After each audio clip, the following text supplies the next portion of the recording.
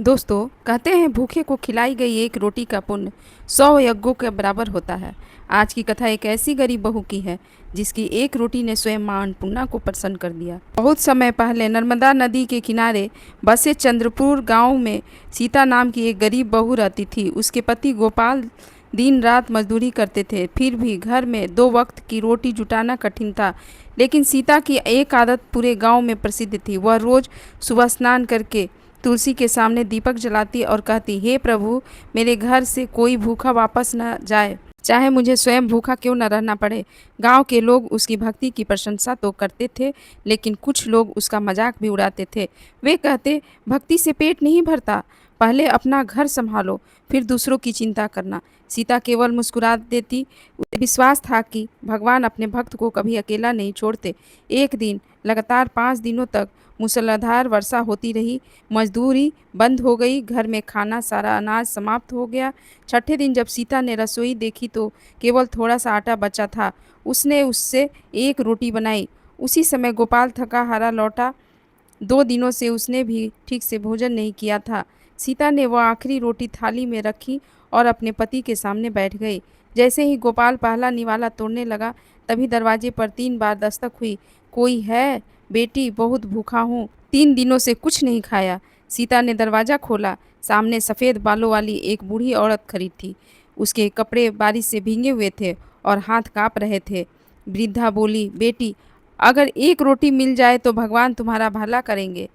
सीता कुछ पल के लिए चुप रह गई। घर में केवल एक ही रोटी थी। एक तरफ भूखा पति, दूसरी तरफ भूखी वृद्धा। सीता ने आंखें बंद की और मन ही मन भगवान का स्मरण किया। फिर उसने बिना एक पल सोचे पूरी थाली उठाई और वृद्धा के हाथों में रख दी। गोपाल यह सब देख रहा था। वह भूखा था, लेकिन उसने अपनी पत्नी को नहीं रोका। वृद्धा ने रोटी खाई और फिर मुस्कुराकर बोली, बेटी, आज तुमने मुझे नहीं, स्वयं मां अन्नपूर्णा को भोजन कराया है। कल सूर्योदय से पहले अपने आंगन में जो भी दिखाई दे उससे डरना मत और किसी को आवाज़ मत देना। इतना कहकर वह वृद्धा घने अंधेरे में गायब हो गई। सीता और गोपाल देर तक दरवाजे पर खड़े रहे, लेकिन कुछ ही क्षणों में वह वृद्धा कहीं दिखाई नहीं दी। दोनों समझ गए कि आज उनके घर कोई साधारण स्त्री नहीं आई थी। सुबह होने से पहले ही सीता की आंख खुल गई। उसे रात की वृद्धा की बात याद थी। उसने धीरे से दरवाज़ा खोला। बाहर अभी हल्का अंधेरा था। जैसे ही उसने आंगन में कदम रखा, उसकी नज़र तुलसी के चौरे के पास पड़ी। वहाँ मिट्टी पर सुनहरे प्रकाश की एक गोल आभा चमक रही थी।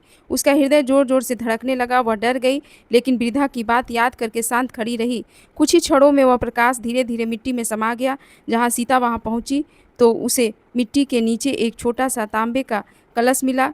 उसने कलश खोला तो उसमें सोना चांदी नहीं, बल्कि गेहूँ, चावल, दाल और कुछ चांदी के पुराने सिक्के रखे थे।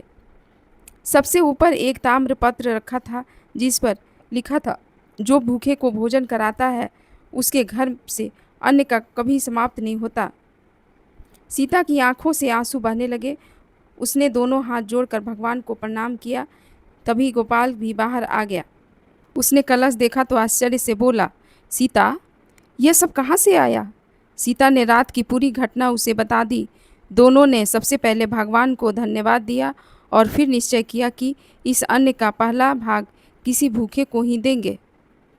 उसी दिन दोपहर में एक अनाथ बालक उनके दरवाजे पर आया। दोनों ने बिना देर किए उसे भर पेट भोजन कराया। आश्चर्य की बात यह थी कि जितना अन्न वे निकालते, कलश उतना ही भरता जाता। धीरे धीरे यह बात पूरे गांव में फैल गई। लोग कहने लगे, सीता के घर भगवान का चमत्कार हुआ है। लेकिन गांव का सबसे अमीर साहूकार धनी राम यह सुनकर जलने लगा।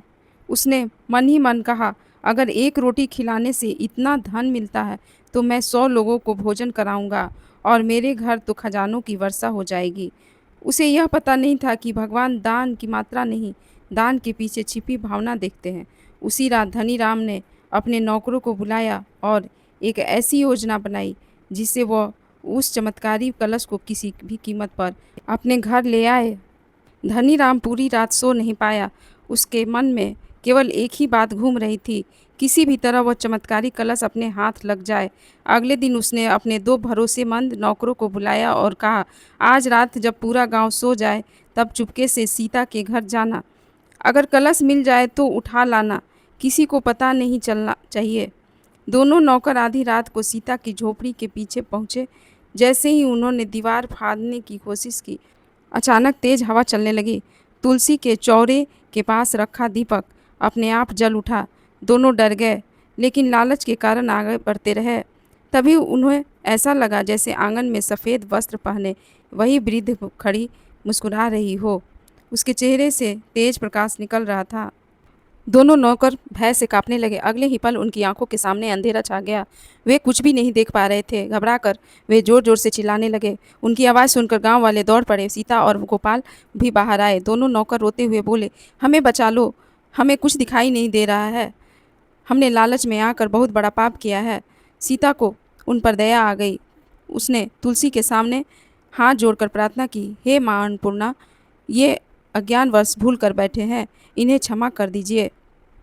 जैसे ही उसकी प्रार्थना पूरी हुई, दोनों नौकरों की आंखों की रोशनी वापस आ गई। वे सीता के चरणों में गिर पड़े और सारी सच्चाई बता दी कि साहूकार धनीराम ने उन्हें कलश चुराने भेजा था।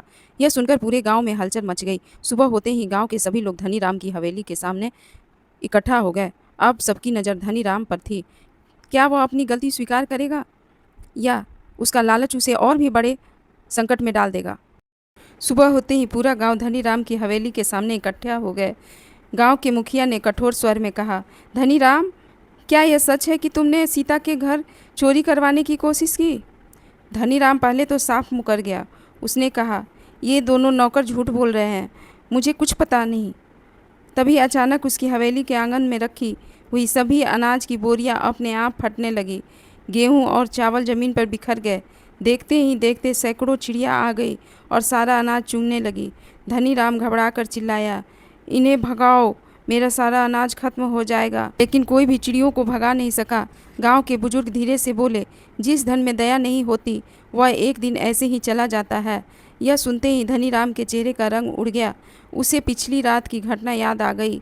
वह रोता हुआ सीता के घर पहुंचा और उसके चरणों में गिर पड़ा। उसने कहा, बहन, मुझे क्षमा कर दो, मैं तुम्हारे चमत्कारी कलश का लालची बन गया था। मैंने कभी किसी भूखे की मदद नहीं की, इसलिए भगवान ने मुझे दंड दिया है। सीता ने उसे उठाते हुए कहा, भैया, हम भगवान दंड देने में नहीं, सुधारने में विश्वास रखते हैं। तुम्हें अपनी गलती का सच में पश्चाताप है तो आज से अपने घर का दरवाज़ा किसी भूखे के लिए कभी बंद मत करना। धनीराम की आंखों से आंसू बहने लगे। उसी समय गाँव के बाहर से एक वृद्ध साधु वहाँ आए। सीता ने उन्हें देखते ही पहचान लिया।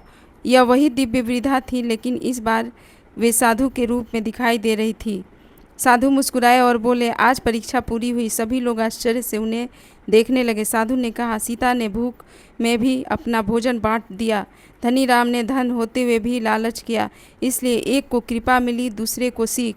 इतना कहकर साधु ने अपना दिव्य रूप प्रकट किया। चारों ओर तेज प्रकाश फैल गया। सभी गांव वाले हाथ जोड़कर भूमि पर बैठ गए।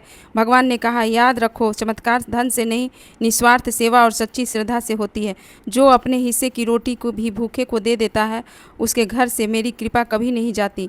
इतना कहकर भगवान अंतर्ध्यान हो गए। उस दिन के बाद धनीराम ने अपनी आधी संपत्ति गरीबों, गौशाला और धर्म कार्य में दान कर दी। सीता और गोपाल पहले की तरह सादा जीवन जीते रहे, लेकिन उनके घर का अन्न कभी समाप्त नहीं हुआ। दूर दूर से लोग उनके घर केवल चमत्कार देखने नहीं बल्कि यह सीख लेने आने लगे कि भगवान को सबसे प्रिय वही है जिसके हृदय में दया, सेवा और निस्वार्थ प्रेम हो। यही कारण है कि आज भी कहा जाता है, भूखे को खिलाई गई एक रोटी 1000 स्वर्ण मुद्राओं से अधिक पुण्य देती है।